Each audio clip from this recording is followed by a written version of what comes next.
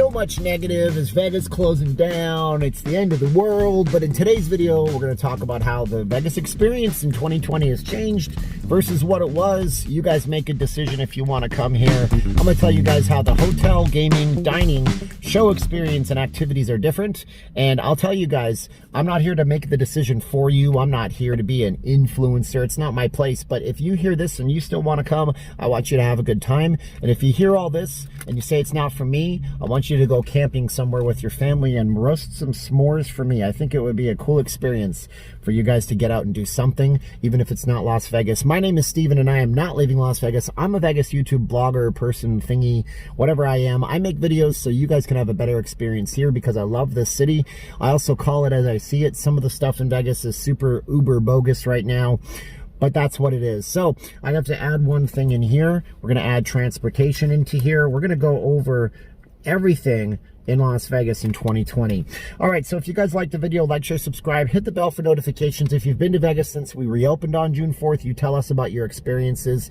If you guys think you're going to never come back because you're just over it, I understand, but everybody's over it and the world has changed. So don't expect it to be the same no matter where you go. Even if you go camping, you're still going to be distanced at the bait shop and probably have to be, waiting for things. And you get what I'm saying. The world has changed. Vegas, camping, Disney, it's all different. So let's embrace the suck, as they say, and hopefully enjoy life a little bit together.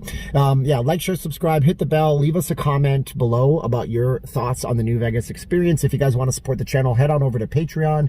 You guys can get early videos that I post up there early, the highly edited ones. You guys can get photos, sets that I post all around town. I try to do a great job on photography. You guys can also hear me rant and rave sometimes. Oh, if you guys want to, you'll be in the credits of the video. Plus, VegasFaceMask.com. No S at the end. Goes without saying, you're going to have to wear a face mask in Vegas. These are made by my wife, so it's a tangible thing you're getting from you. It's not just me, saying, give me a donation. No, she actually works to make those for you, and I ship them out, free shipping anywhere in the United States. We also have links to Amazon and Vegas.com in the description and the first comment to this video, plus Teespring. Okay, commercials over. Haters have just finished disliking the video. Let's get to the content. Let's get to the lobster and the steak, the entrees. Vegas has changed a lot in the last few months. There's no science fiction writer on the planet who could have actually hypothesized what would go on. But how has it changed and what's the experience like now? This is just based on, I haven't checked into a hotel in Las Vegas since it reopened. That's just me. I'm working 60, 70 hours, 80 hours a week with the YouTube and my full-time job. But what about the experience? Well, first of all, you check into your hotel in Las Vegas. Expect for possibly a little bit of a wait when you do check in. Some of the hotels are going to have longer waits to check in. They're temperature checking people when you check into the hotel. Most of them downtown are checking all of the guests walking through the doors. I guess the strip properties figure they're so big they can't logistically do it, but I don't find that to be a valid complaint.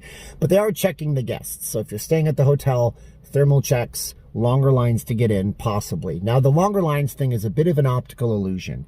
Okay, now whereas everybody is standing 6 feet apart, the line might not even be any bigger, but when you see it, it looks bigger in your brain, so you might groan in Charlie Brown and say good grief a little bit, but just get through it. The check-in process is a little bit different. The hotel rooms are a little bit different. I've heard people say it's very, very clean in the hotel rooms, but I also know that the guest who invited me up to see his room at the Flamingo, and I did the video review, they're not cleaning that room every single day anymore. You actually have to reach out and have a special text message or phone call to get room cleaning every day. I've heard this is possibly because the unions want to minimize their employees' exposure to rooms that have been stayed in by guests. That's a possibility of it all. I don't know the inside baseball on all that kind of stuff, so I will leave that up to your imagination, but that's a different experience at the hotel. But speaking of the hotel, once you've checked in, you're going to want to go hit the casino floor. First thing is that you got to wear a mask inside. That's just the way it is. That's the state. That's the governor making the laws and saying that private businesses are going to have their patrons wearing the face masks. Now, you can either wear the disposable masks or you can bring your own or you can buy it from my wife, but you got to wear a mask inside. When you're at the restaurants, Okay, no problem. We'll talk about the restaurants in a minute. When you're smoking a cigar at the poker table, guess what? You don't have to wear a mask. Do they allow smoking of cigars at poker tables? You tell me. I'm not a poker player. When you're drinking alcohol, you don't have to wear a mask. I was having a discussion with a guard down at the one of the MGM properties. I won't say which one to protect his anonymity. But we were joking and we said it's like Sisolak sitting with a dartboard and he throws a dart and it says, okay, mandatory face masks, and he throws another dart. Except when eating, except when drinking, but always when smoking. Oh, wait, that doesn't work. Let's change the laws. But that is what we have going on right now. So eating, drinking, bar areas, restaurants, don't got to wear a mask, but you got to wear them everywhere else, and they will get you guys to socially distance. And in the gaming areas, we do have a little bit of an experience that you might not have had before, whereas most of the properties have actually not shut off, but sanctioned off certain machines. So every other machine will be turned off at a lot of these hotels, so you'll have to be further away from each other. Of course, we have plexiglass on the roulette tables and all of the different table games, and so the plexiglass experience is here. It might not be the one-on-one with the dealer where you can chit-chat, but at least you get to gamble in Las Vegas, and you get the Vegas experience, although a much different one. But again, every experience everywhere is different. So if you're hating on the idea of doing all this stuff, you're not going to have much more fun at a Disney park, and even if you go camping somewhere, you're going to have a different experience, I guarantee you. So you're at the hotel, you want to get some transportation. First of all, you're going to take an Uber or a Lyft. You're going to wait. You're going to wait a little bit longer. The reason being, from what I've heard, some of these Uber and Lyft drivers, they're making more money to sit at home and collect the emergency unemployment that the states have rolled out. And that's fine. You know what? I'm not offended by that. A lot of people might say, well, how dare they? Well, do you expect them to drive around and burn gas and idle their cars all day for people that aren't here? I don't blame them for sitting at home doing their thing. When that unemployment runs out sometime in this month, I believe, we might have a lot more transportation options for you, but you can still take the RTC bus, although you might have to board the back door. I don't know if they changed that, but at a point they wanted to minimize the driver's exposures, so all of the back doors were where all the fares are being collected. You can still take an Uber and a Lyft. What you can't do is ride the monorail. It's not running, and you can't ride the trams that go places like Excalibur down to the Mandalay Bay and the Luxor. Those are just not running. They just don't want to have people in close proximity where they can't control it.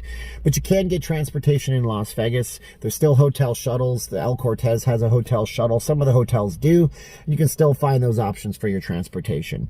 But now you've been walking around the Strip and you're hungry. What are you going to do if you're hungry? Hungry hippos you?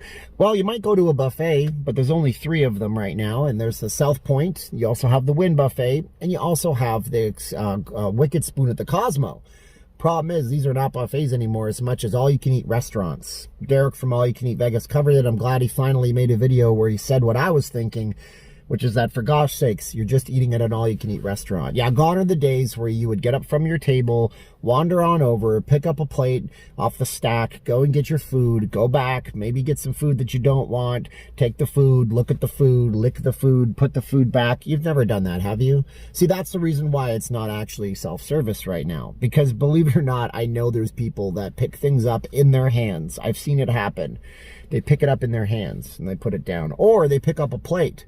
They don't want that plate anymore. They put it down. Then somebody unbeknownst comes over and doesn't know not to pick up that plate because it's not on the proper sanitized, clean stack. And then they use it. You see how we can spread the C19. So right now you got to do the self-service. Is it worth like $70, $75 at the Wynn?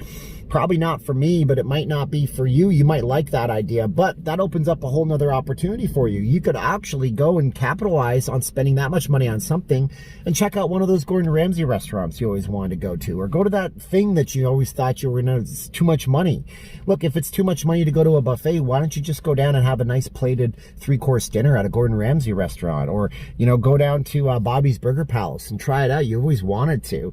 So there's ways to look at it in the negative, and there's ways to frame it in the positive. If you can't do the buffet while you're here, go spend your money somewhere else, but you can definitely eat some good dining. But speaking of the dining, make a reservation. That's a big thing right now. Reservations are paramount to a good experience in town. We went to a Korean barbecue place. We had to wait outside for 45 minutes, and this is the reason why. You have, let's say, 400 people capacity on a regular day set by the fire department in the fire code, right? Now it's 50% capacity. They can only seat 200. They're not going to have you sitting in the restaurant, which counts for 2 people if you're a couple, where they're going to have 10 people waiting in a waiting area. That takes away from the people they can seat. So make a reservation on something like Open Table. Google does reservations directly in the app in a lot of way on the website. You can also make it through the hotel. You can just make a phone call. But make a reservation so you're there on time. And you're going to have to be there on time because a lot of these places, they're limited to how long you can actually be there so people can get in and get out. They're not going to rush you. Okay, now 2 hours at a buffet might not be sufficient, but over an hour to sit down in a restaurant, perfectly good amount of time for you to actually be able to go in and eat something. So you've done a dinner. What about a show? Yeah, I'm sorry. There are no shows. I did my BBC segment the other day. They asked me to talk about the shows and what are they doing to come back. And I didn't even have anything to say because there's no signs of when the shows are going to come back. And if you don't know, in the state of Nevada, like most states, we have phased in approaches. And right now we're in phase 2. Phase 2 means that there's no live ticketed entertainment. That also means that even if the NHL did award of Las Vegas as a playoff hub city, we wouldn't have anybody at the NHL games because those sell live tickets. We wouldn't have anybody at the Raiders if we stayed in phase 2 into preseason, into September. And so we're not going to have any live Raiders games unless they open the state up a little bit more, and that's all dependent on the numbers.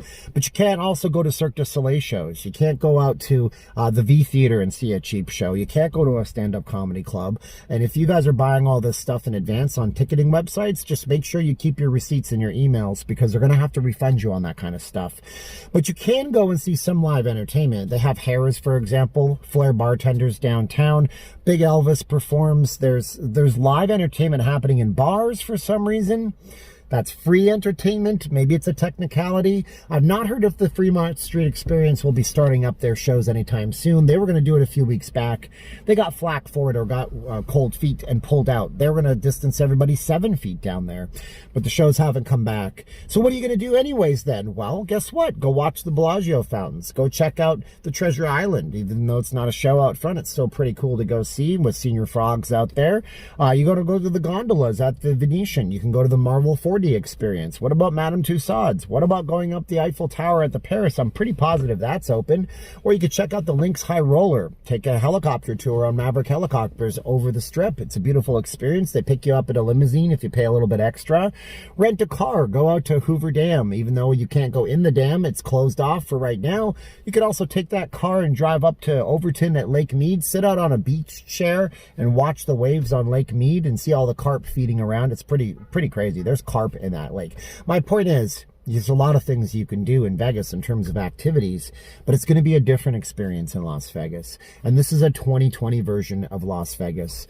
Look, I've done this video 4 times so far. I don't know if I said it in this one, but there's no science fiction writer in the world that could have predicted what predicament we would be in right now. But the point is this: if you're going to come into town, you can still have a good time. You just have to look at it and forget the past. Forget what you had. If you got remarried, you wouldn't look at your current spouse and wish that they had all the traits of the previous spouse. You would look for what's good in them and then run with that so you can have a happy life. Now, whether or not this experience in Vegas is something that you feel like doing, that's something that's highly individualistic. It's not my place as a YouTube person to tell you to come to Las Vegas. It's my place to present you the facts and let you make a cohesive decision for yourself. And with that, I will say my name is Steven and I am not leaving Las Vegas. I'm a Vegas blogger. I hope you would like, share, subscribe this video. Hit the bell for the notifications. Check out the Patreon to be in the credits. Check out VegasFaceMask.com. I got a bunch of new patrons, by the way. I have to add you to the credits. You'll be in the video after this, and trust me, that's a good video to be in, and you'll be in everyone after that. So now's the time of the video where I say 3, 2, 1, click. I'm losing my voice with my asthma this morning. I love y'all. Thanks for watching. 3, 2, 1, and click.